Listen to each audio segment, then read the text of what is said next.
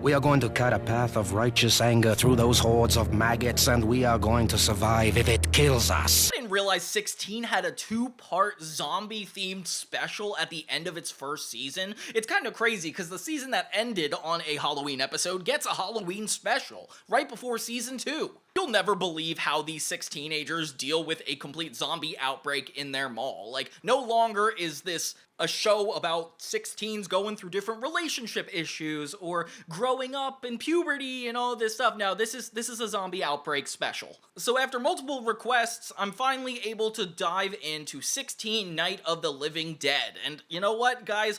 I can't believe what I found in this special. So let's dive in, shall we? What's up, everybody? It's Johnny Toons, a spin-off channel of Johnny 2000, where we focus on cartoons here. And don't forget to subscribe to both channels if you haven't already, and I'm super excited to dive right in. How'd you get the job then? I told them I was gay. Smart. I've gotta hand it to you, Jonesy. We start off with a beautiful establishing shot of Jude's feet, okay? So he's working at Stick It, his job where he just sells meat on a stick. Coach Halder grabs his mitts on one of the spiciest ones he could find. And that spice melted through the spoon, so you know that's hot. He full on convulses, and I am worried about this man. Cool. Holy!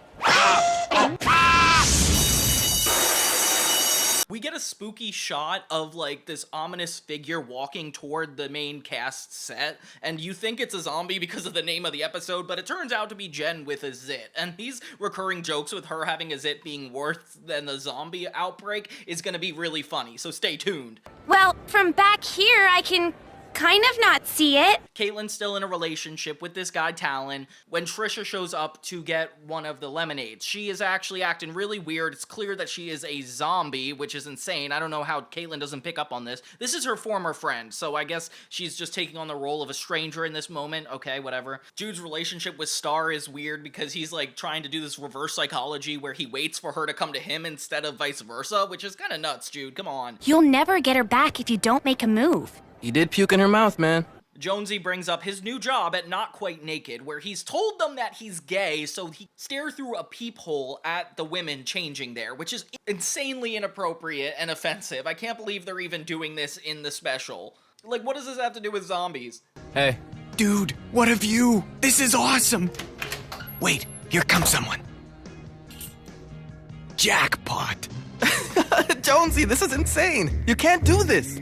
Jonesy, of course, is looking through the peephole and trying to get his friend Wyatt in on it, which I don't know. I didn't do this with my friends. I didn't look at other women and talk about them with my other guy friends. Maybe that's just a me thing. Wyatt notices that Chad's acting super weird, but obviously he doesn't care. That's his ex-girlfriend's new boyfriend. I'm not caring either. Oh, dude, it's just the taco chick. And this is crazy, but the first sign of unease is Jonesy and Wyatt getting a taco, and this girl's already a zombie, and there's a finger in their food. Oh my god. Yeah, so this is more than just a situation. Meanwhile, Coach Halder is being rude to Jen about her zit, which is not appropriate. Can you even do that? Charlie didn't even notice it. Dobbs! Over here! You've got to see this pimple, son! It's a gipper!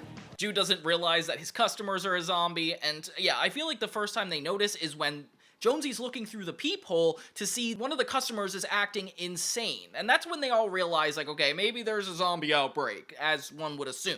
Nikki tries to warn Jen, but she doesn't realize at first until the coach and her boyfriend are both zombies. Oh my gosh. I have a very important pimple to deal with here. So they head over to the khaki barn, where luckily the twins are not zombies yet. It's kind of cute seeing the group all bring in other members, like the khaki twins. Like, that's kind of sweet of them. They see that the zombies are starting to take over the lemon stand, which is actually kind of crazy knowing this is like the mainstay for these people. And yeah, they knock it over. I did not see that coming. They're worried about Caitlin because she's on a date with Talon. We don't know if Talon's a zombie or not, so we're kind of concerned, especially when they're at the movie theater and he's like, yeah, somebody bit me in the lobby.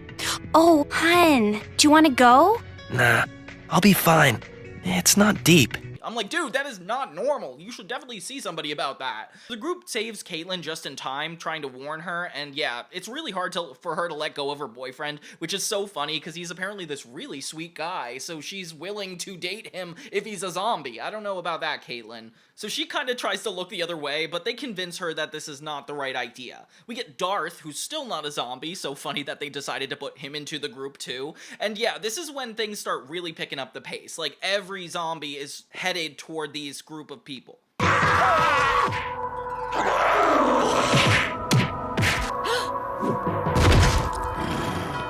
Ron the Rent-A-Cop is also not a zombie, so he is like the sheriff of this whole episode, which I love. The Rent-A-Cop is one of my favorite characters. He guides these guys through his warlike mentality, and Caitlin brings Talon on a leash. Oh my gosh. Are you still mad at me about locking you out? I have your arm.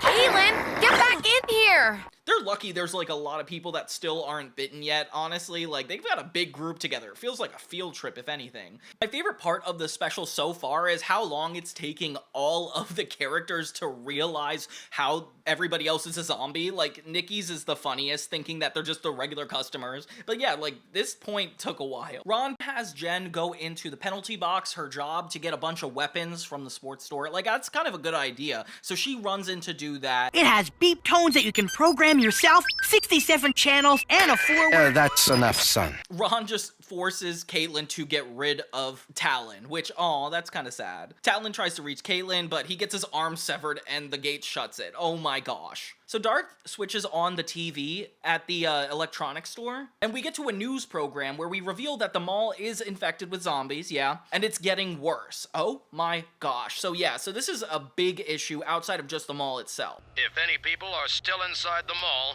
well, it looks like you'll probably die. So everybody's huddled at the Stereo Shack. This reminds everybody that they need to keep food ready, having Jude bring a bunch of his spicy stick-it meals. Oh my gosh. Meanwhile, Kristen completely turns and bites Chrissy, meaning they both turn into zombies. So they lock the clones in the back of the store. Oh my gosh, not really nice, guys. Then the zombies actually force a hole in the door next to the rations and take all the food. Oh my gosh. Does this cart go any faster? No! While the other one of Ron, Jonesy, Nikki, and Wyatt use Ron's cart to get to the objective faster. And they see that old people are not harmed by the zombies. Like, there's a bunch of people there that just don't care there's a zombie outbreak, which is actually super funny. Look out! More zombies straight ahead! Who you calling a zombie? Show some respect. The away team doesn't get very far because the cart breaks down. And then a bunch of zombies come for them. Literally, Ron takes this so seriously. He's like, they need a sacrifice, even though they're going like 0 miles per hour. Come and get me, zombie scum! Come on, you undead animals! I'm waiting! So Ron just stands patiently and allows them to literally kill him and turn him into a zombie. Oh my gosh. So they give him the keys to the office, and the away team just heads off to slip inside and flip the breaker. Uh-oh. The power does more than just turns on the lights. It actually turns on the security cameras and monitors in Ron's office, revealing that there is a bigger zombie outbreak than they expected. So they are freaking out. Meanwhile, the group at the Stereo Shack watches the news, and honestly, like, these newscasters suck. Like, they are just trashing the mall, and they're like, good luck to everybody who's at the mall. It's like, that is not fair, guys. Boy, I'd hate to be one of those poor suckers in that mall today, huh, Barb? Guess we'll all have to go to the West End Mall now. They do not worry about this too much. If anything, this kind of reminds me of COVID because of the way everything's like going together. Like, I wasn't at a mall during COVID, but if I was, this would be super triggering for me. So then they come up with a new plan. Jonesy, Wyatt, and Nikki get the zombies to come to stick it by announcing a huge sale. They're dead because they ate my insanely hot stick-its. So your hot sauce is Zombie killer sauce. sweet! Nikki, Jonesy, Wyatt, you lure the zombie dudes to the food court so we can blast them with sauce. How did they escape? Through the air ducts in the ceiling. And so will we, dudes. The first part of the plan goes perfectly, but the second part with Stick It doesn't. The zombies break into Stereo Shack, and the group barely makes it out alive until Darth gets sacrificed and into the zombies. Yes, man!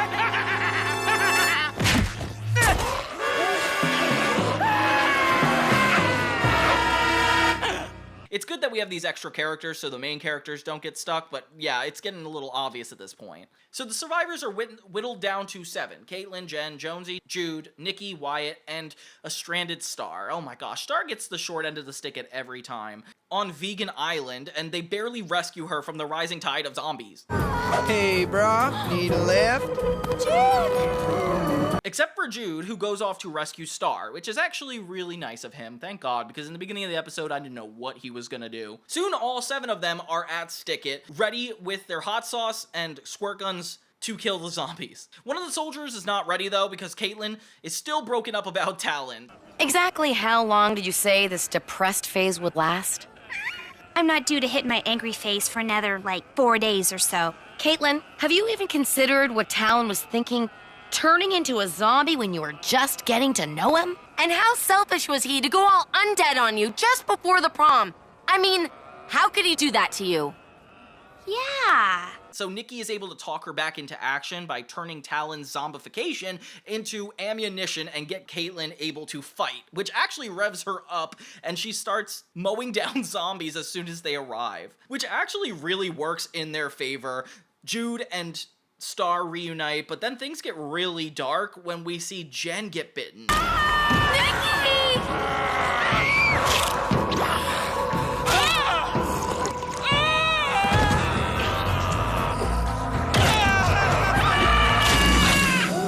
It's kind of sad when you think about it. Oh my god, they have a Michael Jackson cartoon in here. Why did they put, because of Thriller reference? That's actually really funny. So yeah, we're really worried about everything until Jen's zit pops, and then it just gets really gross. It wakes Jude up, only to find out that this is not a real outbreak, and we get to see his house for the first time. Honestly, that's kind of cool. Gotta stop staying up so late. Wicked movies, though. We see the newscaster that I now hate on the TV, and yeah, we get back to the normal day at the mall, and it turns out none of this stuff actually happened. It's just Jen's pimple is the only thing that is consistent. All around a really crazy special. I can't believe there were so many people requesting me to watch this. I don't know what about it got you guys so hyped up, but it was still funny. I like the Jen pimple references. I like that they're all surviving most of the time. It just feels like a single episode expanded into a 45-minute special. But what did you guys think? Was this your favorite special? Are you excited for me to cover the next couple specials? Yeah, let me know in the comments. And if you haven't watched already, I did cover the complete first season over the course of 2 videos. And if you want more content, make sure to subscribe to Johnny Tunes. And have a great day.